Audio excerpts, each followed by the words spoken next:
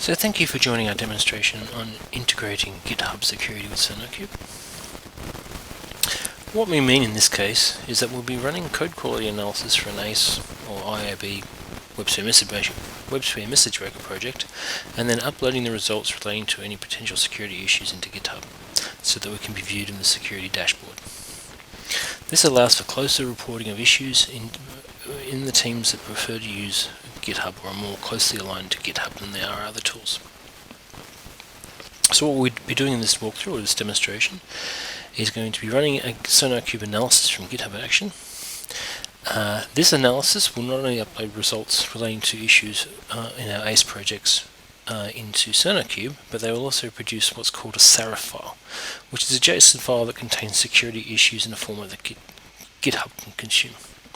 We will then use a GitHub SARF action to upload the file into the GitHub project and then view the results in GitHub itself. So what we're going to do is start with a GitHub action. So this is a previous GitHub action we've been using to run a project. In this case here, this project contains some source code, a sample message broker project, some sample message broker tests, which we're not going to cover in this particular presentation, and some other configuration files. What we have here under GitHub workflows is a workflow that has a number of steps. The triggering of these workflows has been covered in previous presentations. In this case here, what we're going to do is we're going to check out our code. Then we're going to do a little bit of debugging around our code, but essentially we're going to run our Sonarqube image, which contains an ACE image that contains some Sonarqube tools.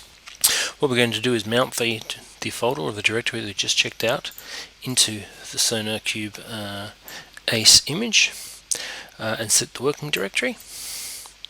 We're then going to do a little bit of debugging here and then run a Sonarqube analysis using a particular project configuration file.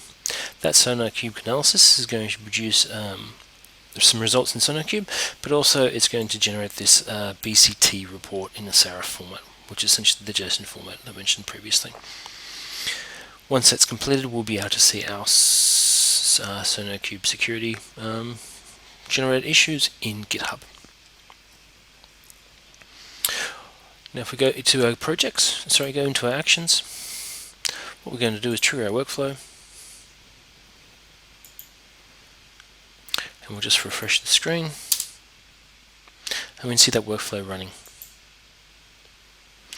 What we're interested in seeing here is the fact that the analysis completes, and also just for a bit of our own interest, we want to see what this SARF report looks like. So we can see here GitHub is pulling in our container so that we can run our process. So this looks to be taking a little bit longer than expected, so what we might do is just go to one of our previous results just to see what's happened previously. So we can go into our actions, we can look at our previous run, we can look at the results, and what we can see here is that we've run our build process, we've done our source code analysis, so we've done our unit testing, which as I said has been covered previously in other walkthroughs. At the end of the analysis, we've produced this SARF file.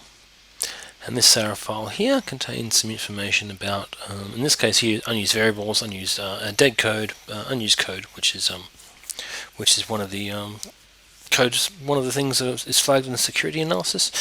Again, we'll also pick up some other security-related issues. But this is not going to cover every possible issue it can find.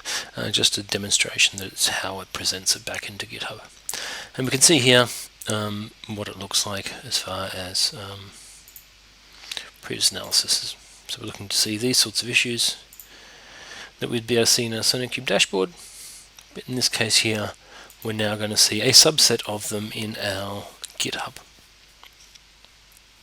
So we can see the analysis is run. We'll produce this SARF file which contains information about the issues. If I just go back into the workflow, the next step of the workflow is to take this file and upload it into GitHub itself, which is pretty easy to do. In this case here, we just add another GitHub action. Another GitHub step into our action. We're using a pre-built or provided GitHub action called upload Serif. We're going to refer to the Serif file that we produced, and it's going to trigger the upload. If we go back to our action, we can see that there's actually a little bit of reporting around that. In our GitHub steps, we can see here we've got an upload Serif report action. And we can see here we've got a uploading results, and we can see that this particular file was uploaded. Now when we go into our GitHub security tab, we can see that we've generated a bunch of code issues relating to our code. Unused code that I mentioned before, dead code, unused variable. That's not a fully exhaustive list of every possible security issue that can be flagged, but more just the demonstration. So if we go here into unused code, we can see here this is where it is in our message flow that is referring to the unused code. In this case here, it gives us an option to create an issue in GitHub, or if you had other integrations with other tools, you'd be able to create an issue in another tool.